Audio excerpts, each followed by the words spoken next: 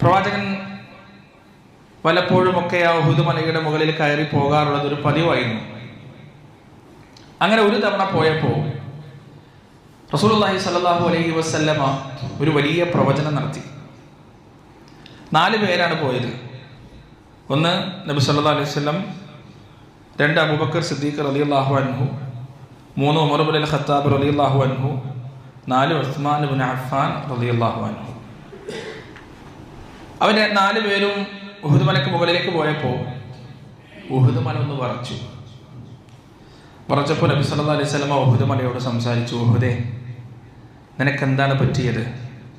നിന്റെ മുകളിലുള്ളത് റസൂലുള്ളാഹ്, അള്ളാഹുവിൻ്റെ പ്രവാചകനാണ്. രണ്ടാമത്തത് അസ്സുദ്ദീഖ്, ലോകം കണ്ട ഏറ്റവും വലിയ സത്യസന്ധനായ മനുഷ്യൻ സുദ്ദീഖാണ്. വ ഷഹീദൈൻ, പിന്നെയുള്ളത് 2 രക്തസാക്ഷികളാണ്, 2 ഷഹീദുകളാണ്. അള്ളാഹുവിൻ്റെ റസൂലിൻ്റെ മരണത്തെക്കുറിച്ചാണ് നമ്മൾ കഴിഞ്ഞ ആഴ്ച സംസാരിച്ചത്. അതുമായി ബന്ധപ്പെട്ട് പ്രവാചകൻ സ്വല്ലല്ലാഹു അലൈഹി വസല്ലമയുടെ അടുത്ത അനുജനന്മാരായ അബൂബക്കർ സിദ്ദീഖ് റളിയല്ലാഹു അൻഹുവിൻ്റെയും ഉമർ ഇബ്നുൽ ഖത്താബ് റളിയല്ലാഹു അൻഹുവിൻ്റെയും ഉസ്മാൻ ഇബ്നു അഫ്ഫാൻ റളിയല്ലാഹു അൻഹുവിൻ്റെയും മരണത്തിലൂടെ ഒന്ന് കടന്നു പോകാമെന്നാണ് ഉദ്ദേശിച്ചിട്ടുള്ളത്. ഈ മരണത്തിൻ്റെ സ്വഭാവത്തെക്കുറിച്ച് റസൂലുള്ളാഹി സ്വല്ലല്ലാഹു അലൈഹി വസല്ലമ അവരുടെ മരണത്തിൻ്റെ വർഷങ്ങൾക്ക് മുമ്പേ നടത്തിയ പ്രവചനമാണിത്. എന്താ റസൂൽ പറഞ്ഞത്?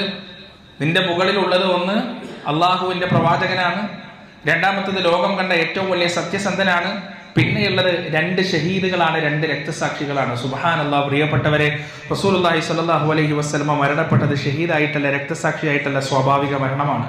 അബൂബക്കർ സിദ്ദീഖ് റളിയല്ലാഹു അൻഹു മരണപ്പെട്ടത് ഷഹീദായിട്ടല്ല, സ്വാഭാവിക മരണമാണ്.